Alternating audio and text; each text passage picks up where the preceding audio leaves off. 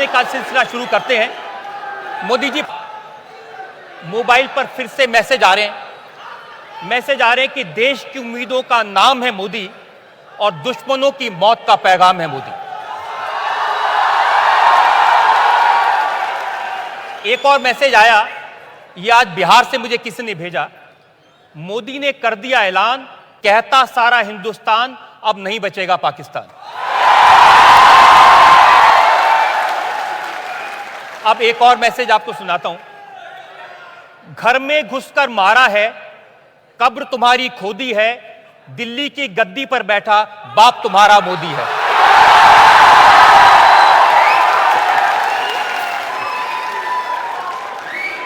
तो हर जगह ये मोदी मोदी। कभी आपने सोचा था कि इतना प्यार मिलेगा लोगों का?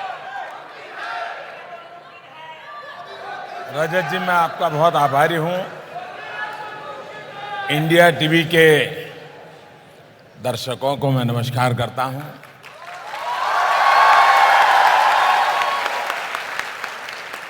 आपसे बात करने का आज अवसर मिला है, लेकिन आपने शुरुआत जनता के नाम से की है और वैसे भी आप जनता के पत्रकार हैं। पहले तो मैं इसमें सामान्य मानवीय की जो क्रिएटिविटी है उसको एंजॉय करता हूं।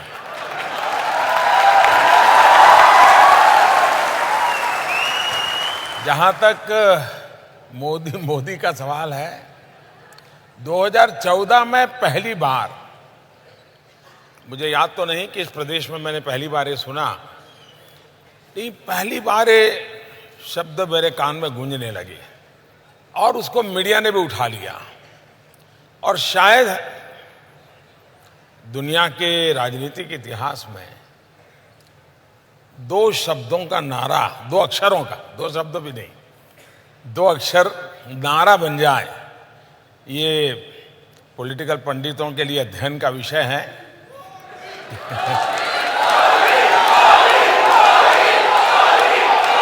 लेकिन जनता ने जो प्यार दिया है, जनता जिस प्यार से इन बातों को बताती है, उसमें किसी के प्रति गुस्सा भी है, किसी के प्रति नफरत भी है, और मोदी के प्रति प्यार से ज्यादा विश्वास और अपेक्षाएं हैं। और इसलिए शुरू में तो जब मोदी मोदी सुनते थे तो एंजॉय कर लेते थे, लेकिन अब जब मोदी मोदी सुनता हूं तो मैं सोचता हूं मेरी नींद मुझे और कम करनी पड़ेगी, मुझे और जागना पड़ेगा, मुझे और दौड़ना पड़ेगा, क्योंकि सामान्य मानवीय के लिए ये शब्द नहीं है, सामान्य नागरिक के लिए ये नाम नहीं है। उसके दिमाग में उसकी समस्याओं का समाधान है। और तब मेरा दायित्व तो बहुत बढ़ जाता है। मैं देशवासियों को उनके इस प्यार के लिए सर झुका करके नमन करता हूं, लेकिन उन्हें मैं जरूर कहूंगा, मैं भी आपके जैसा एक सामान्य इंसान हूं। मुझ में भी जैसे कि इंसान में कमियां होती हैं, वो कमियां हैं। मुझ में भी हर इंसान में जैसे कुछ गुण होते हैं, मुझ में भी गुण हैं। लेकिन मैंने तय किया है कि मैं इस पद पर रहते हुए और जहां भी रहूंगा आपके लिए जीऊंगा। मोदी जी, आप तो विनम्र होकर कह रहे हैं, लेकिन मैंने देखा कि जो विरोधी हैं, अब राहुल गांधी बेंगलोर में सभा कर रहे थे विद्यार्थियों के बीच, वहां भी मोदी मोदी। अब इसके लिए तो हम क्या जवाब दें? इसने मुझे लिखकर भेजा, घर घर मोदी, हर हर मोदी, कान खोलकर सुने विरोधी।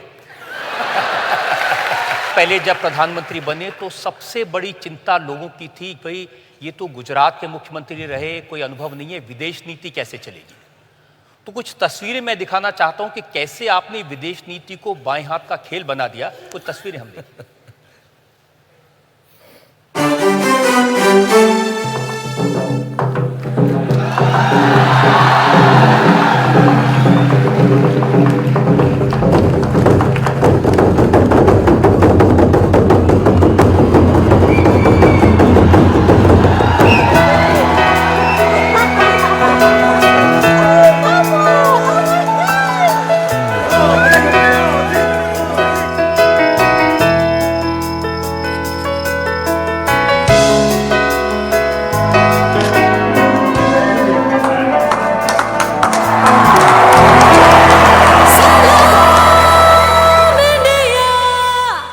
एक गरीब परिवार का कोई विदेशों में पढ़ा हुआ व्यक्ति ने एक चाय वाला इतने बड़े बड़े दुनिया के राष्ट्राध्यक्ष था, इतना नॉर्मल। आपने सही कहा, जब मैं 2014 का चुनाव लड़ रहा था तो उस समय मेरी सबसे बड़ी आलोचना जो होती थी ये होती थी। लेकिन प्रधानमंत्री बनने के बाद मुझे जब शपथ का निमंत्रण मिल गया और मैंने सार्क देश के नेताओं को इनवाइट किया तो ये सारे पंडितों के लिए समस्या हो गई कि ये क्या हो गया कि ये शपथ अभी लिया नहीं है और इसने ऐसा ही तीर छोड़ दिया। तो वहीं से फिर यात्रा शुरू हुई। मेरा बैकग्राउंड क्या है क्या नहीं है उसका मेरे काम, मेरे सपने, मेरे प्रयास उससे कोई लेना देना नहीं है। लेकिन अमेरिका ने तो मोदी जी आपको वीजा नहीं दिया था कई साल तक और फिर 5 बार अमेरिका वीजा नहीं दिया, इतना ही नहीं, वीजा कैंसिल करने का थप्पा लगाया था और अब ट्रंप कहते हैं कि मेरे पारिवारिक रिश्ते हैं, इवांका आपकी फैन है। लेकिन दुनिया में आज जो आपने जो चीजें दिखाई है, दुनिया के सभी बड़े प्रमुख लोग थे। दिमाग से ज्यादा व्यक्तिगत रूप से मैं दिल से काम लेता हूं।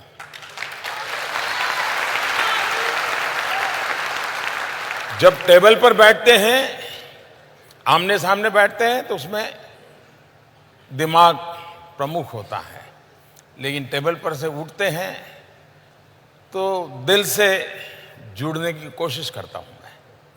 और मेरी इतनी समझ है कि बाकी चीजें एक और है, आपकी पर्सनल केमिस्ट्री कैसी है वो मैटर करती है।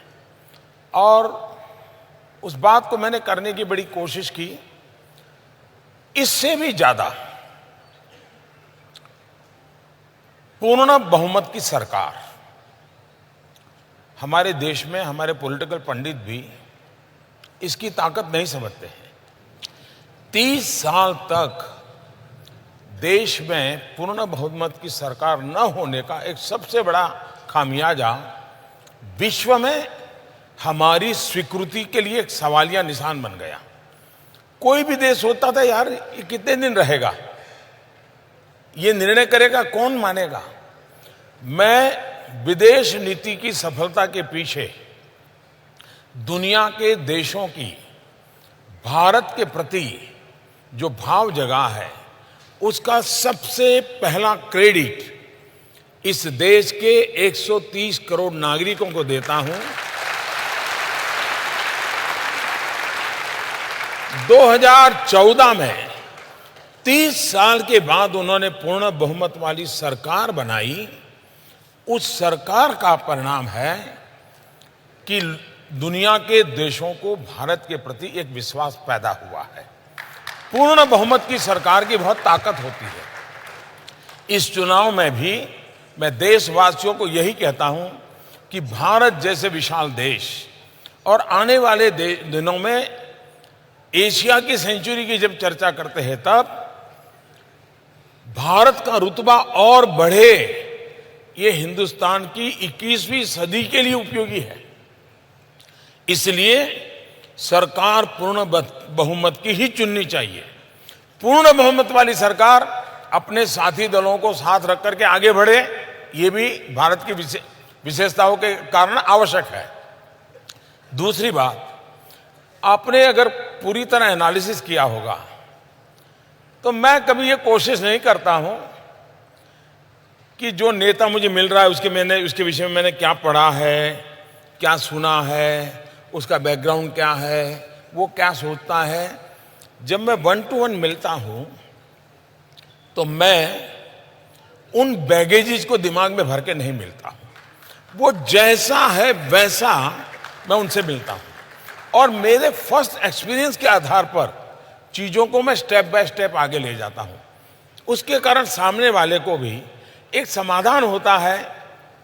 वरना दुनिया के किसी नेता के विषय में प्रोफाइल पढ़ के जाओगे तो 50 की चीजें होती हैं, उससे कभी हम सही मूल्यांकन नहीं कर पाते। और तीसरी बात, कोई भी बात करूं, मेरे दिल में कभी ये इच्छा नहीं रहती है कि मैं अपना प्रभाव छोड़ के आऊं। ये बिल्कुल मेरे मन में इच्छा नहीं रहती। मेरे दिल में एक ही भाव रहता है, मैं उसे हिंदुस्तान के लिए आकर्षित करके ले जाऊं, वापस उसको भारत के लिए अट्रैक्ट करूं। आपका एक सीक्रेट मेरे पास में एक तस्वीर, वो मैं जरा लोगों को दिखाना चाहता हूं। कहां से कहां आप पहुंच गए। जब आप पहले अमेरिका गए थे तो कैसे आप व्हाइट हाउस के बाहर खड़े हैं, ये तस्वीर मैं जरा आपको दिखाना चाहता हूं।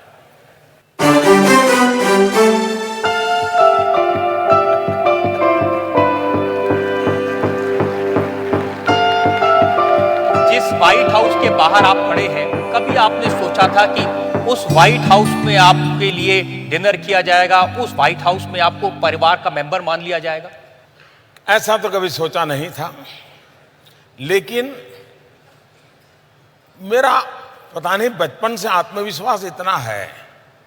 और एक कारण है, वैसे ये सबके सामने बोलना अच्छा है नहीं है मैं नहीं जानता हूं, लेकिन बोल देता हूं। बचपन से अखबार देखते थे, टीवी का जमाना आया तो टीवी में देखते थे, दुनिया के लीडर आते थे, छोटे से देश का भी लीडर हो, बड़े से देश का लीडर हो। एक तो हाइट बॉडी में वो बड़े होते हैं, हम लोग ज्यादा शरीर में भी थोड़े कम होते हैं। और मैं देखता है कि हमारे नेताओं को ऐसे करके वो ले जाते हैं।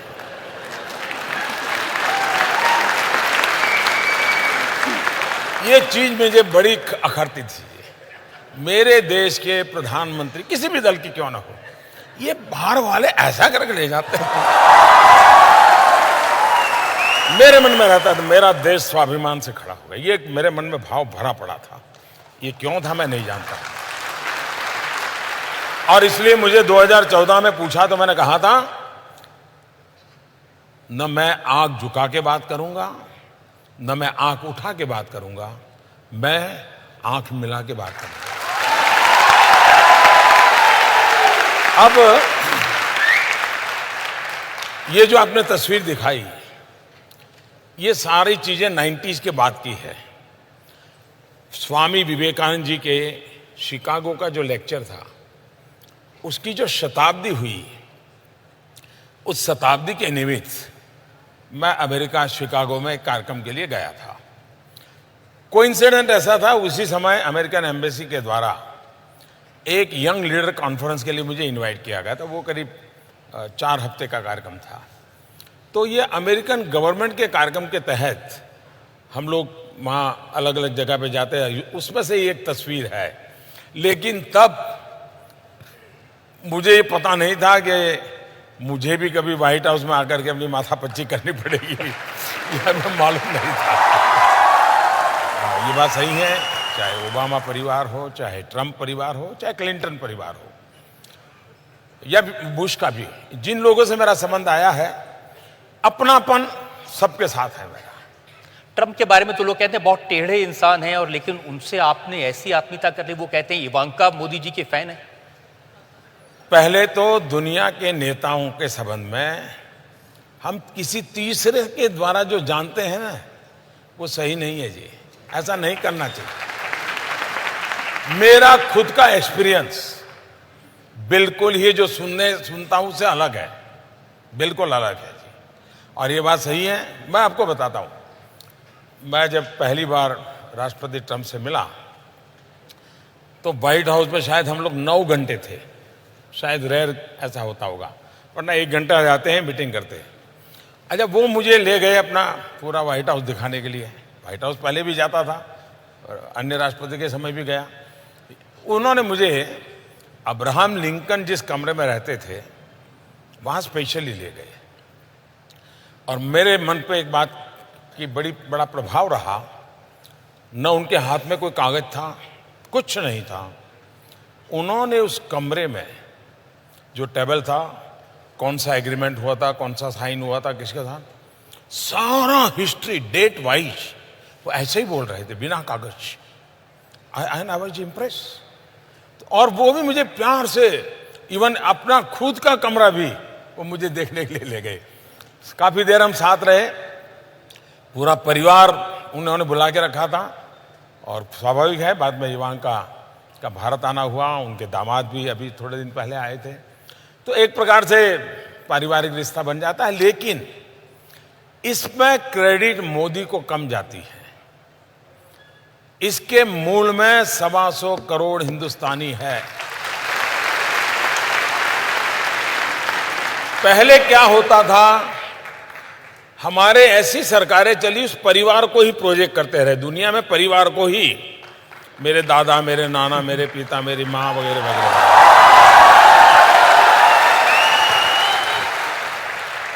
मैं सिर्फ और सिर्फ हिंदुस्तान, 5000 साल पुराना मेरा देश, मेरा योग, मेरा आयुर्वेद, मेरी संस्कृति, मेरा आर्किटेक्चर, मैं बस उसी की बातें करता हूं।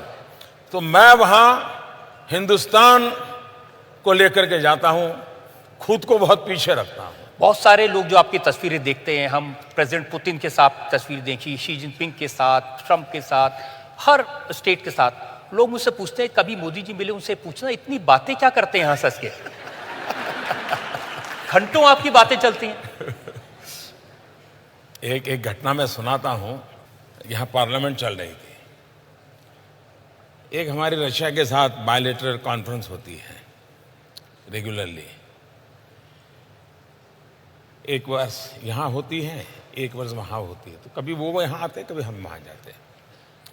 तो पार्लियामेंट में था मैं, और पार्लियामेंट से मुझे मॉस्को जाना था, तो सीधा ही पार्लियामेंट से निकल गया। हवाई जहाज़ में जी थोड़ा खा लिया। हवाई जहाज़ में मेरा मीटिंग रहती है, ब्रीफिंग चल रहा था पूरा। और मॉस्को जब पहुंचे तब -11 टेम्परेचर था। अब हम लोग तो यहाँ उतनी ठंड तो अनुभव नहीं करते हैं, लेकिन वहाँ उतर करके हमको होटल जाना था। तो हमारे एम्बेसडर आए, उन्होंने कहा साहब कार्यक्रम में बदल हुआ है। मैंने कहा क्या हुआ भाई? बोले पुतिन साहब इंतज़ार कर रहे हैं उनके यहाँ डिनर के लिए। मैंने कहा भाई रात को 9 बज गए, मैं 9 घंटे ट्रैवलिंग करके आया हूँ, अभी कहाँ ले जा रहे हो? तो नहीं, बोले साहब उनका बड़ा आग्रह है, जाना पड़ेगा। मैंने कहा कम से कम मुझे होटल पे ले जाइए, मैं फ्रेश हो जाऊँ, शावर ले लो, फिर चलते हैं। मैंने कहा लेकिन कितना समय लगेगा, कितना टाइम लेंगे वो? बोले साहब ज़्यादा से ज़्यादा 50 मिनट, मैक्सिमम 50 मिनट। और बोले कोई नहीं होगा, आप होंगे, राष्ट्रपति पुतिन होंगे और इंटरप्रेटर होगा। अब खैर मना तो कर नहीं सकते थे। आधी अधूरी इच्छा को लेकर नहा धो करके भागे हम, कपड़े बदल करके। हम दोनों बैठे, बातें शुरू हुई साहब, और आप हैरान हो जाएंगे, जो 50 मिनट का कार्यक्रम तय हुआ था, मैं करीब सुबह 3:45 बजे होटल वापस आया।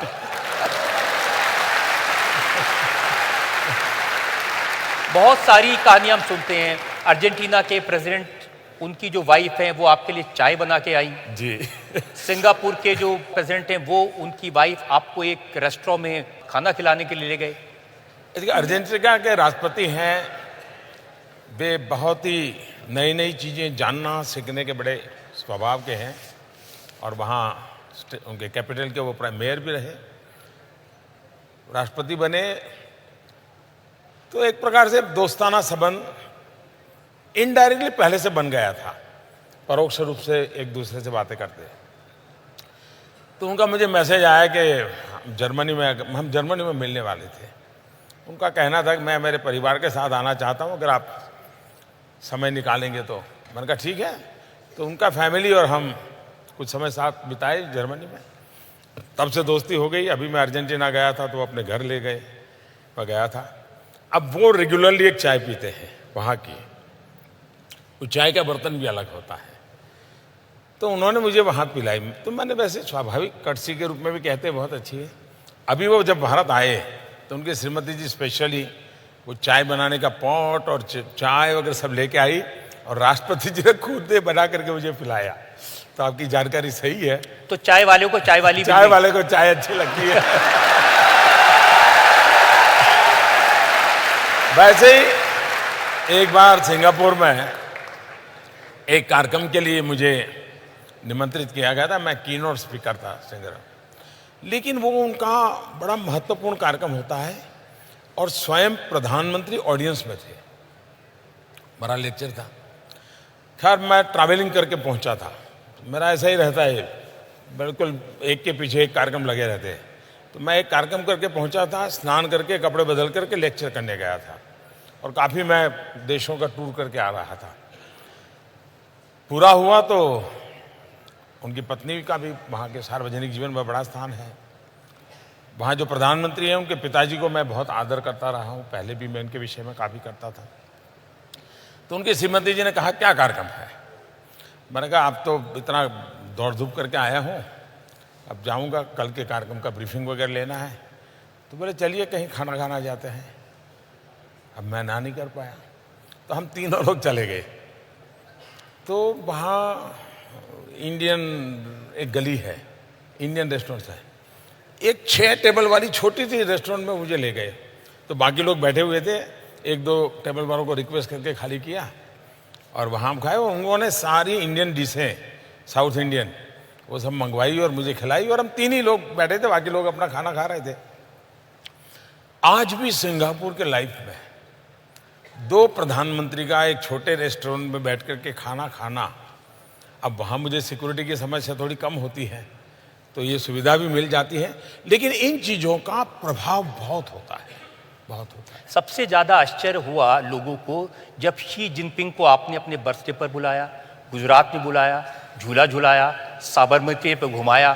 क्योंकि चीन के राष्ट्रपति की, प्रधानमंत्री की इमेज तो हमारे जीवन में ऐसी होती थी, बिल्कुल कुछ बोलेंगे नहीं, माउस से तो एक बार स्माइल कर दिए तो बड़ी खबर होती, माउस स्माइल। वो आपके साथ झूला झूल रहे हैं।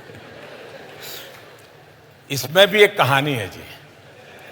मैं जब प्रधानमंत्री बना तो दुनिया के देश के लोग एक कर्टसी कॉल करते हैं, आपको बधाई देते हैं। तो राष्ट्रपति शी का फोन आया, मेरा उनसे कोई परिचय नहीं था, पहली मुलाकात टेलीफोन पे हुई। तो फोन पर स्वाभाविक हम कहते हैं, उन्होंने मुझे कहा कि आप चाइना आइए, मैंने कहा आप हिंदुस्तान आइए। तो ये कर्टसी होती है। उन्होंने कहा कि भाई मुझे तुम्हारे गांव जाना है, फोन पे कहा पहले ही दिन। मैंने कहा मेरे गांव जाना है आपको? तो उनको प्रोनाउंसिएशन मालूम था, बोले वडनगर जाना है। बोले मालूम है वडनगर मुझे क्यों जाना है? मैंने कहा मुझे मालूम नहीं है। बोले ह्वेनसंग जो चीनी फिलोसोफर 800-1000 साल पहले यहाँ आया था, बोले वो तुम्हारे गांव में जाके रहा था और जब भारत से लौटा तो मेरे गांव में आके रहा था। तो बोले हम लोगों का बड़ा जाता है। मुझे ये तो मालूम थे कि ह्वेन सिंह भारत आए थे, मेरे गांव में रहे थे। उस समय जहां मेरा जन्म हुआ वहां 10,000 बौद्ध भिक्षु की एक ट्रेनिंग सेंटर चलता था, हॉस्टल चलता था बता, और वो सब ह्वेन सिंह के वर्णन में है। तो बोले इसलिए मुझे गुजरात आना है। फिर डेट उन्होंने तय की, तब मुझे भी मालूम नहीं था कि डेट तय करने के पीछे मेरा जन्मदिन है। फिर वो आए, बाकी तो जो कार्यक्रम था वो हुआ। उसके बाद हम दोनों दिल्ली आए, दिल्ली में मीटिंग हुई। शायद 1962 के बाद चीन के किसी नेता का इतना बड़ा स्वागत उस दिन हुआ। लेकिन कांग्रेस पार्टी के राहुल गांधी को ये बात पसंद नहीं है। उनका ट्वीट मैंने देखा था, उन्होंने कहा कि झूला झुलाया, गले लगाया, क्या पाया, और ये भी कहा मोदी जी तो शी जिनपिंग से डरते हैं। आप कपिल शर्मा के शो की स्क्रिप्ट लिखते हैं क्या?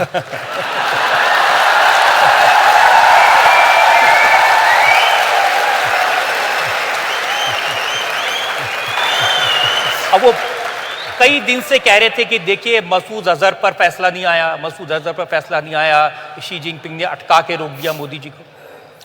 इनकी समस्या ये है कि वो मोदी का पूरा अध्ययन नहीं करते हैं।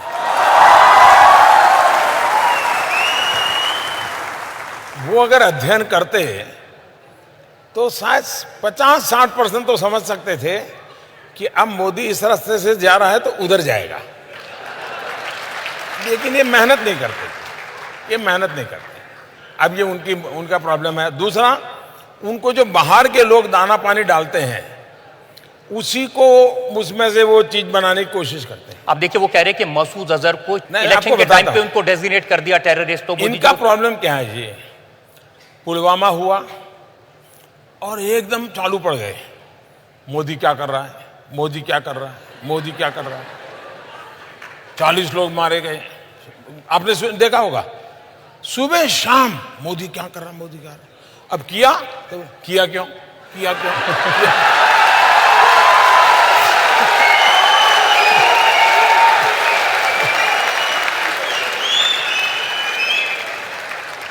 इसलिए या तो वो धीरज रखें, इंतजार करें मोदी कुछ कर ना बैठे। उसी प्रकार से हमारे पायलट, जब ये दूसरे दिन जब घटना सुबह हुई 28 तारीख को, उनका एक F-16 हवाई जहाज तोड़ दिया, उनके पायलट मारे गए, लेकिन पाकिस्तान ने बड़े उत्साह में कह दिया कि हमने भारत का ये कर दिया। तो यहां इतनी खुशी हो गई इन लोगों को, अब मोदी बराबर शिकंजे में आया। और वो तो, और उसमें पता चला कि भारत का पायलट कैद किया गया है। अब उनको उनके जमाने का अनुभव था कि अब 2-4 साल तक तो आने वाला नहीं है।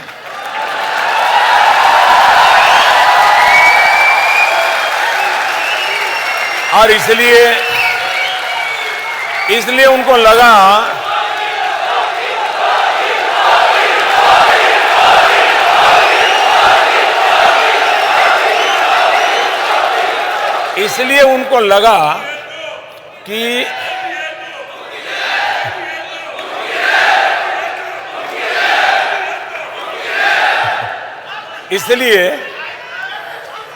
लगा कि पायलट वाला मामला ऐसा है कि मोदी का बालाकोट और 1000 किलो का बम ये सब मिट्टी में मिल जाएगा।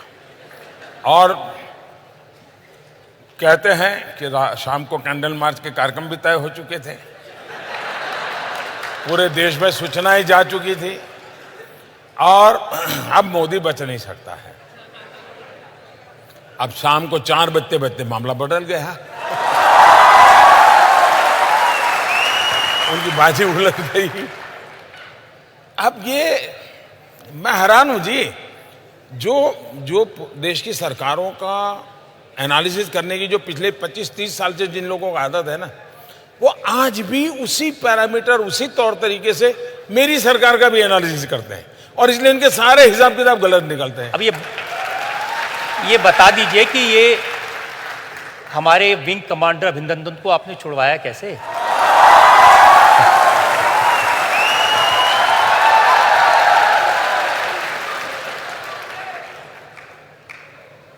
वो एक रात थी,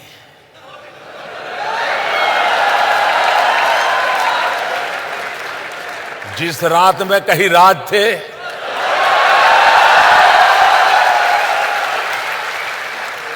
राज को राज ही रहने दीजिए।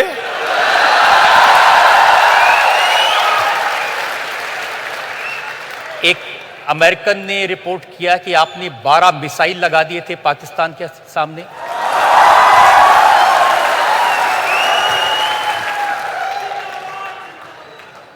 मैं भी बहुत कुछ सुनता हूं, और ये 10 साल तक चाइना ने मसूद अजहर के मामले पर भारत को अटकाए रखा, ये कैसे आपने उनको मना लिया? आप आज से पहले दुनिया में हम कहाँ थे? जब भी पाकिस्तान का मसला आता था तो कश्मीर पर अटक जाता था, और जब भी पाकिस्तान की बात आती थी तो रशिया अकेला देश हमारे साथ होता था। पूरी दुनिया पाकिस्तान के साथ होती थी। ये पिछले 40 साल का रिकॉर्ड है। इन दिनों 5 साल में आप देखते होंगे अनेक घटनाओं में कि अकेला चाइना पाकिस्तान के साथ होता है, पूरी दुनिया हमारे साथ होती है।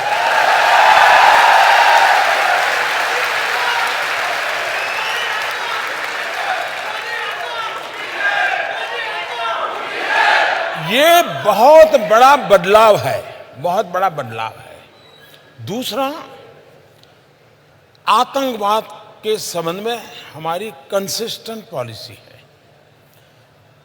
कोई फोरम ऐसा नहीं है दुनिया का जिसमें भारत की हाजिरी हो और भारत ने मानवता के पक्ष की वकालत न की हो। और आतंकवाद ये मानवता का दुश्मन है। आतंकवाद किसी देश का नहीं, दुनिया की मानवता का खतरा है। ये लोगों को कन्विंस कराने में मैं सफल हुआ हूं, भारत सफल हुआ है। और इसलिए अंतर्राष्ट्रीय जगत में कश्मीर मुद्दा रहा नहीं है, अंतर्राष्ट्रीय जगत में आतंकवाद मुद्दा है। और उस मुद्दे पर दुनिया को साथ लेने का लगातार प्रयास और भारत की एक कूटनीतिक विजय है, एक डिप्लोमेटिक विक्ट्री है।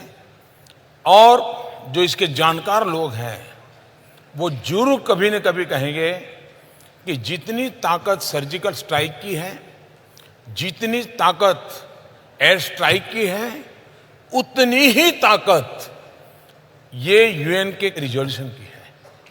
इसका इतना लंबा इंपैक्ट होने वाला है। आपकी डिप्लोमेसी के बारे में बहुत सारी बातें की हैं। किसी ने 4 लाइनें लिख के मुझे भेजी हैं। जिंदगी बहुत कुछ सिखाती है, कभी हंसाती है, कभी रुलाती है, पर जो देश के लिए जिंदगी खपाते हैं दुनिया उनके सामने सिर झुकाती है। यहां हम एक ब्रेक के लिए रुक रहे हैं और ब्रेक के बाद हम कुछ और बातें करेंगे, कुछ और सवाल पूछेंगे भारत के प्रधानमंत्री नरेंद्र मोदी से।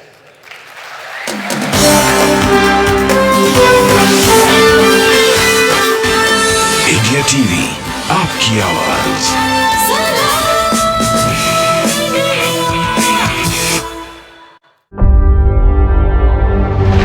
न लड़ते हैं, न लड़ाते हैं। किसान अपने घरों की तरफ निकल पड़े, गोले छोड़कर भीड़ पहुंचाने की कोशिश। नेताओं को बात करने से क्यों रोक रहे हैं? सबकी आवाज उठाते हैं।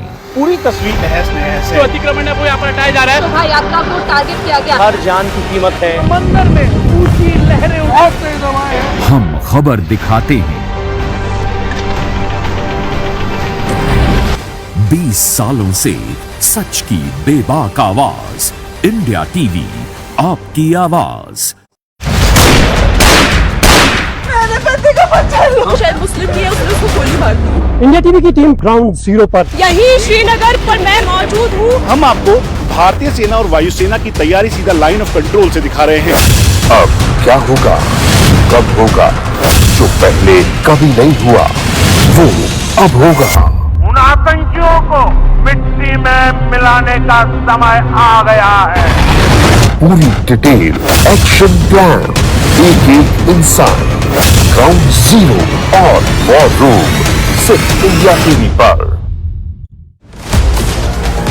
निरंतर बढ़ती जिंदगी की रफ्तार, जहां वक्त कम और एक्शन ज्यादा, और इसी रफ्तार के साथ आपको रखेगा हर पल update India TV speed news channel. जब चाहें तब देखें सुपरफास्ट खबरें दिन भर, तो तुरंत जाइए अपने स्मार्ट टीवी के ऐप स्टोर पर और डाउनलोड कीजिए India TV speed news channel. 24 घंटे सुपरफास्ट खबरें। योग की मुहिम स्टूडियो से शुरू होकर पहुंची हर घर। सेहत की क्रांति हुई ऐसी कि पूरी दुनिया योग करने लगी। आपको भी मिल रहा है सुनहरा मौका घर बैठे इंडिया टीवी पर आने का, योग गुरु से इनाम पाने का। तो लगाएं योग पंचायत, वीडियो बनाएं और भेज दें 9350593505 पर। रोगों से जंग स्वामी रामदेव के संग सुबह 8 बजे सिर्फ इंडिया टीवी पर।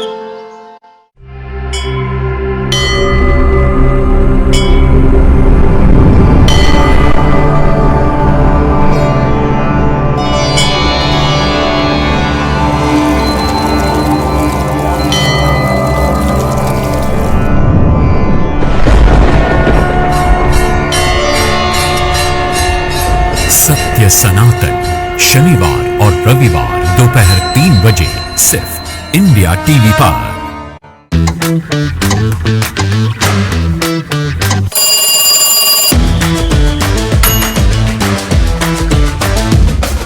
9 बजे 9 खबर सिर्फ इंडिया टीवी पर।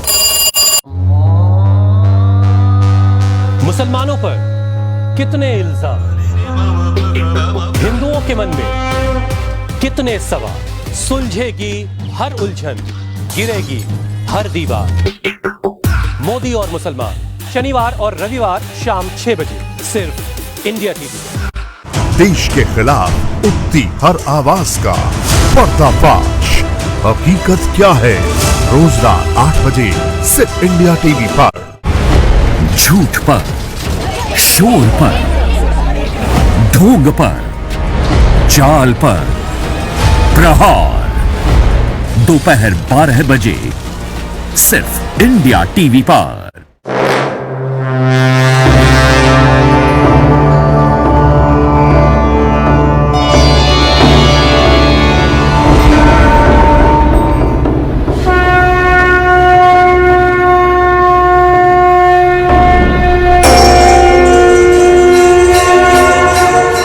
सत्य सनातन शनिवार और रविवार दोपहर 3 बजे सिर्फ इंडिया टीवी पर।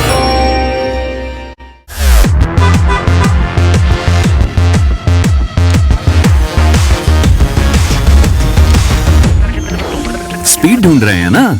यहाँ नहीं मिलेगी। स्पीड चाहिए तो इंडिया टीवी स्पीड न्यूज आइए, देश का पहला 24/7 फास्ट न्यूज चैनल। योग से है सेहत, योग ही है शक्ति, योग है जीवन, योग ही है संजीवनी। रोगों से जंग योग गुरु स्वामी रामदेव के संग सुबह 7:56 पर सिर्फ इंडिया टीवी पर।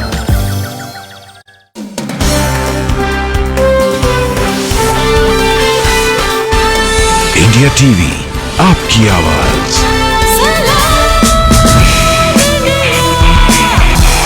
इंडिया टीवी पर आपका एक बार फिर से बहुत बहुत स्वागत है। मेरे साथ हैं भारत के प्रधानमंत्री नरेंद्र मोदी। एक ऐतिहासिक दिन है, पहली बार देश के प्रधानमंत्री जनता के सामने अपने काम का हिसाब बता रहे हैं। जब आप प्रधानमंत्री बने थे मोदी जी, आपको याद होगा, आपने मुझे कहा था कि पाकिस्तान को उसकी भाषा में जवाब देना चाहिए, लव लेटर लिखना बंद करना चाहिए। आप प्रधानमंत्री बने, आपने नवाज शरीफ को इनवाइट कर लिया और फिर उनके यहाँ आप बर्थडे मनाने, केक काटने भी चले गए। 2008 में हम लोगों को 26/11 याद है, लेकिन अगर 2008 देखेंगे, शायद ही कोई महीना ऐसा गया है 2008 में जब कहीं न कहीं बड़ा बम धमाका न हुआ और बड़ी संख्या में लोग मारे न गए हो। पूरा 2008 का यही सिलसिला चलता रहा। 26/11 तो एक आखिरी टॉप था, ऐसा कह सकते हैं। इतनी सारी घटनाएं होने के बावजूद भी कुछ नहीं हुआ। और तब जाकर के मैंने कहा था ये, और शायद आपकी अदालत में मैंने एक बार कहा था कि लव लेटर लिखना बंद करो। और आपने देखा होगा वो लव लेटर लिखते थे, मोदी लड़ाकू विमान भेजता है।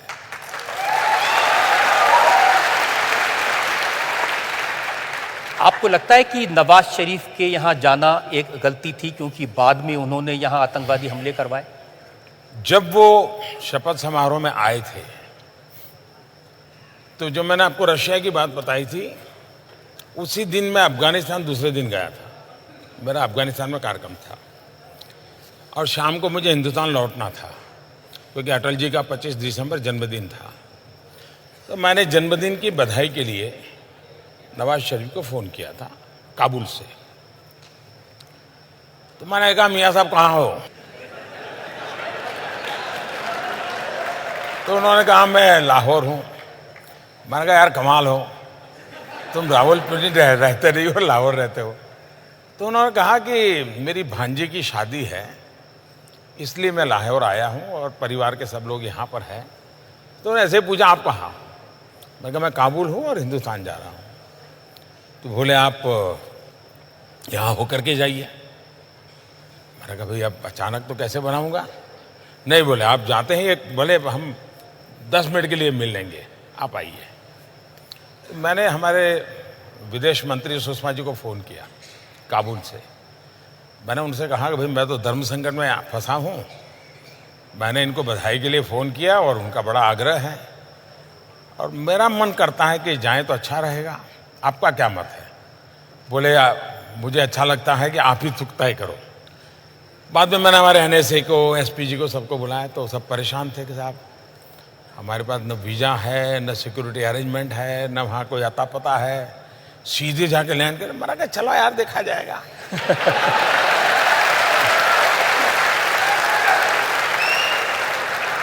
तो हम लाहौर गए एक सदिच्छा से, क्योंकि वो मेरे यहाँ शपथ समारोह में आए तो मुझे लगता था कि शायद ये जेन्युइन व्यक्ति हैं, कुछ कर पाएंगे और मुझे सिर्फ कर्सी कॉल करना है। तो हम करीब आए, वहाँ पहुँचे तो उनका भाई मेरे हेलीकॉप्टर में मेरे घर जाना होगा। नॉर्मली एक देश का मुखिया दूसरे देश में किसी दूसरे के जहाज में नहीं बैठता है, सोचता है 50 बार। मैंने कहा, चलो यार। तो हम उनके हेलीकॉप्टर में बैठ गए।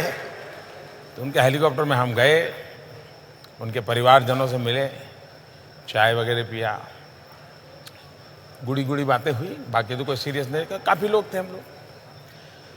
लेकिन पूरे पाकिस्तान में एक मैसेज गया कि भारत सचमुच में पाकिस्तान का बुरा नहीं चाहता है और ये सबसे बड़ी सफलता थी मेरी 1 घंटे की इस विजिट की। कॉमन मैन, पाकिस्तान के कॉमन मैन के दिल में जो झूठ फैलाया गया था, उसको मैसेज चला गया कि हिंदुस्तान पाकिस्तान की आवाम का भला चाहता है।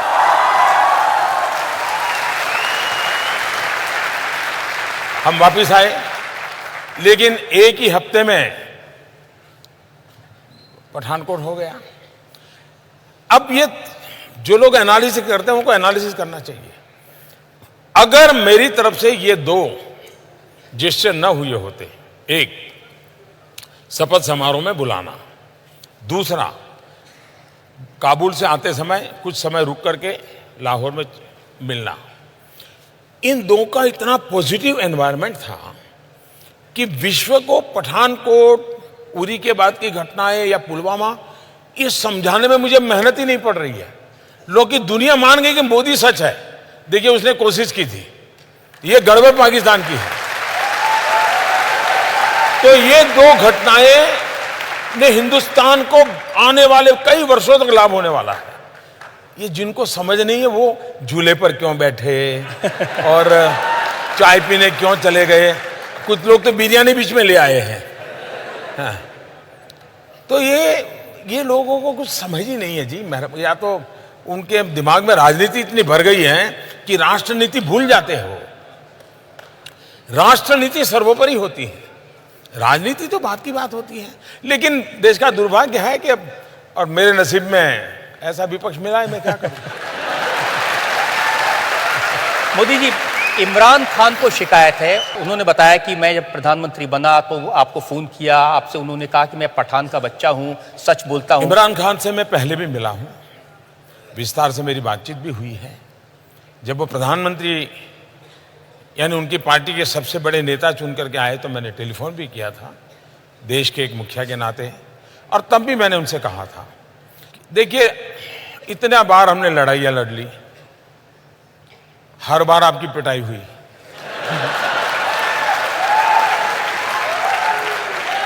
आतंकवाद करके भी कुछ पाया नहीं। ये जितना हमने बर्बादी 40 साल में की है, अगर हम 5 साल मैं मेरे देश में गरीबी के खिलाफ लड़ूं, आप अपने देश में गरीबी के खिलाफ लड़िए, हम दोनों गरीबी के खिलाफ लड़ें, हम अपने अवाम का भला करेंगे। तो उन्होंने मुझे कहा कि देखो मोदी जी, मैं पठान का बच्चा हूं, मैं सच बोलता हूं और इसलिए मैं आपको कहता हूं कि आइए हम नई शुरुआत करें। ये बात हुई थी।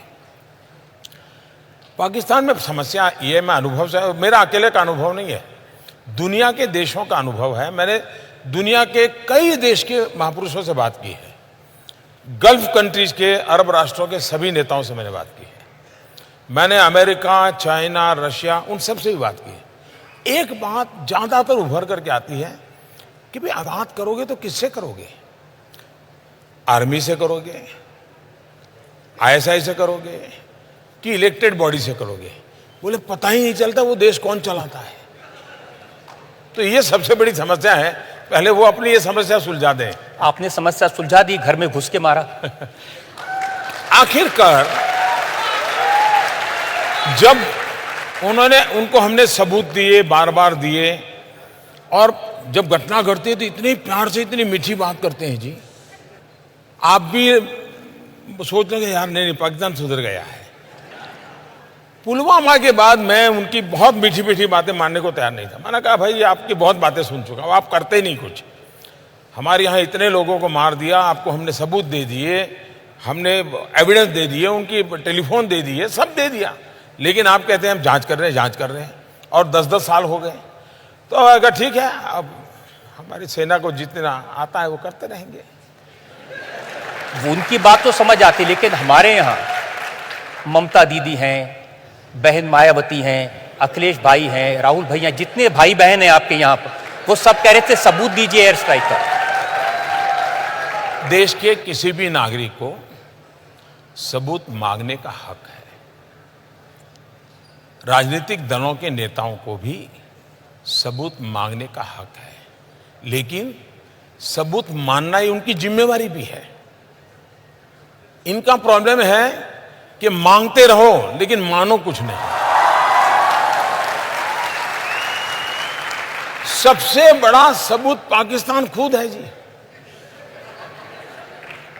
आप मुझे बताइए कि हमने तो कुछ डिक्लेयर नहीं किया था। हमारी जो स्ट्रेटेजी थी उसके हिसाब से तो सुबह हम मीटिंग करने वाले थे, मीटिंग करके कुछ योजना करने वाले थे, उस प्रकार से सारा प्लान किया हुआ था। जब 3-3:30 बजे सब पूरा हो गया, हमारे लोग लौट आए, वो अपना यूनिफॉर्म वगैरह उतार करके सब अपना चाय वाय कर रहे थे, तो बड़ा हंसी मजाक का काम चल रहा था जी। मुझे भी इन्फॉर्म कर दिया गया, तो पहले मेरा मन कर गया कि चलो सो जाएं। फिर मुझे हुआ नहीं यार, देखे जरा इंटरनेशनल में कुछ हलचल तो नहीं है। तो मैं जरा ऑनलाइन जाकर के सारा सर्फिंग करने लगा कि दुनिया में कहीं पर इस घटना की खबरें आना शुरू हुआ तो नहीं है। घटना बहुत बड़ी थी। उधर मेरे लोगों को मैंने कहा ठीक है अब आप सो जाइए, लोग थके हुए होंगे, सुबह बात करेंगे। लेकिन मैं नहीं सोया। 5-5:15 बजे पाकिस्तान ने ट्वीट किया कि भारत आकर के मार के चला गया।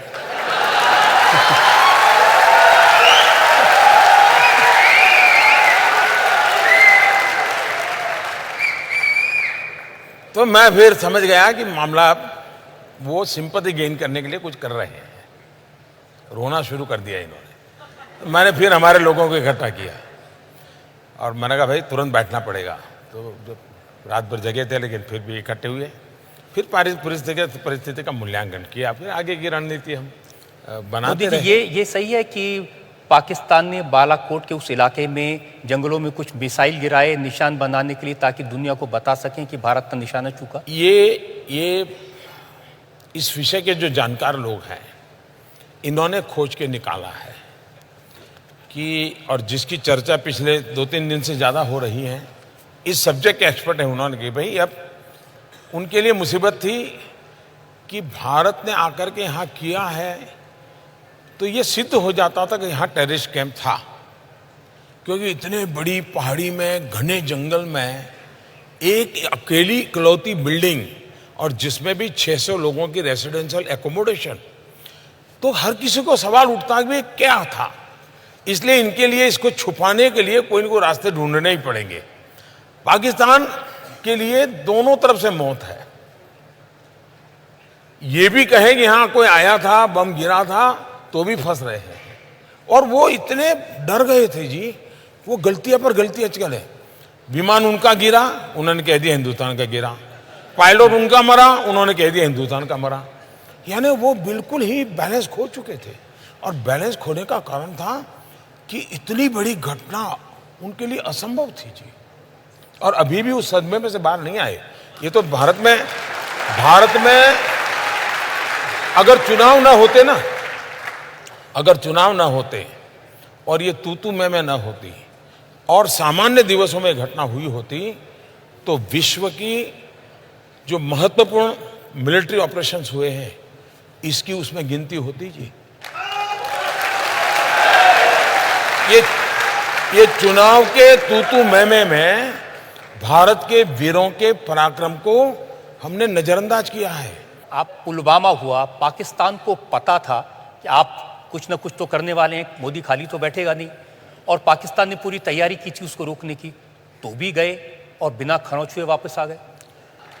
वो जो गलती हमारे देश में मेरे लिए लोग करते हैं ना, तो वो भी तो पुराने हमारे देश वाले ही हैं। 47 के पहले उनकी आदत भी तो वही है जो हमारी है। और इसलिए वो भी मेरे सामने में यहाँ के लोग जो टीवी पे वगैरह दिखाते हैं उसके आधार पर सोचते हैं, इसलिए गलती हो जाती है।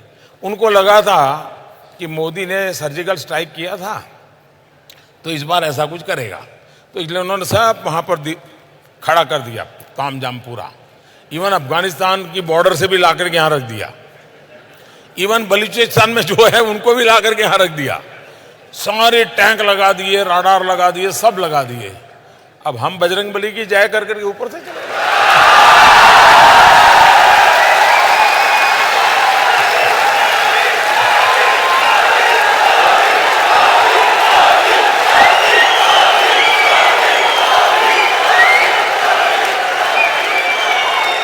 मैंने हमारे पूर्व प्रधानमंत्री डॉक्टर मनमोहन सिंह का एक इंटरव्यू पढ़ा है। उन्होंने कहा कि हमने भी बहुत सारी सर्जिकल स्ट्राइक की थी लेकिन उसका फायदा नहीं उठा सके। पहले रिमोट से सरकार चलवाई जाती थी एक परिवार के द्वारा, और रिमोट से कुछ बुलवाया जाता है। लेकिन आपको इस बात की चिंता नहीं हुई? महबूबा मुफ्ती जब मुझे मिली, उन्होंने कहा कि मोदी जी को ये बात जरूर कहिए कि अब पाकिस्तान न्यूक्लियर पावर है, कुछ करना नहीं चाहिए, कुछ भी हो सकता है। मैं हैरान हो जाता हूं कि जो लोग हिंदुस्तान में अपने आप को नेता मानते हैं, भारत के संविधान के हिसाब से चुनाव लड़ते हैं, भारत के संविधान की व्यवस्था के तहत सरकारें बनाते हैं, लेकिन जब बात करते हैं तब पाकिस्तान की भाषा बोलते हैं, इससे बड़ा इस देश का कोई दुर्भाग्य नहीं हो सकता। जहां तक न्यूक्लियर का सवाल है, भारत एक बहुत ही जिम्मेवार देश है और पूरी दुनिया में हम एक रिस्पॉन्सिबल कंट्री के रूप में हम जाने जाते हैं, और हमारा आचरण से जाने जाते, शब्दों से नहीं। हम ही हैं जिन्होंने न्यूक्लियर की हमारी डॉक्ट्रिन में नो फर्स्ट यूज ये डिक्लेयर किया हुआ है, दुनिया के दबाव में नहीं किया है। ये अटल बिहारी वाजपेयी जी ने डॉक्ट्रिन में, भारत की हिम्मत की बात है, ये कहा है। और भारत उसमें टस से मस नहीं है। कोई भी सरकार आए तो मैंने एक दिन अभी कह दिया है कि भैया बहुत हो गया, ये खिलौना नहीं है, एक रिस्पॉन्सिबल कंट्री का व्यवहार होता है, और भारत इस विषय में रिस्पॉन्सिबल है। अब रामधारी सिंह दिनकर की एक कविता मुझे किसने भेजी है आपको बताने के लिए, आपने जो पाकिस्तान के दिल में आतंकवाद के लिए जो डर पैदा किया। क्षमाशील हो रिपु समक्ष तुम हुए विनीत जितना ही, दुष्ट कौरवों ने तुमको कायर समझा उतना ही। सच पूछो तो शर्मे ही बस्ती दीप्ति विनय की, संधि वचन संपूज्य उसी का जिसमें शक्ति विजय की। मैं जिन्होंने इस रचना की है उनको बधाई देता हूं। शक्ति का अपना एक सामर्थ्य होता है, लेकिन शक्ति का प्रगटीकरण संस्कार से कंट्रोल होना चाहिए। संस्कार के अधिष्ठान पर शक्ति होनी चाहिए, वरना शक्ति रावण के पास भी थी। संस्कारहीन शक्ति विनाशक होती है, शक्ति संस्कार युक्त होनी चाहिए। हमने बात की भारत के प्रधानमंत्री नरेंद्र मोदी से, उनके कामकाज पर। अब यह फैसला आपके हाथ में है, देश की जनता के हाथ में है। अगर आप नरेंद्र मोदी की बातों पर विश्वास करते हैं तो हाथ उठाकर ताली बजाकर समर्थन करें।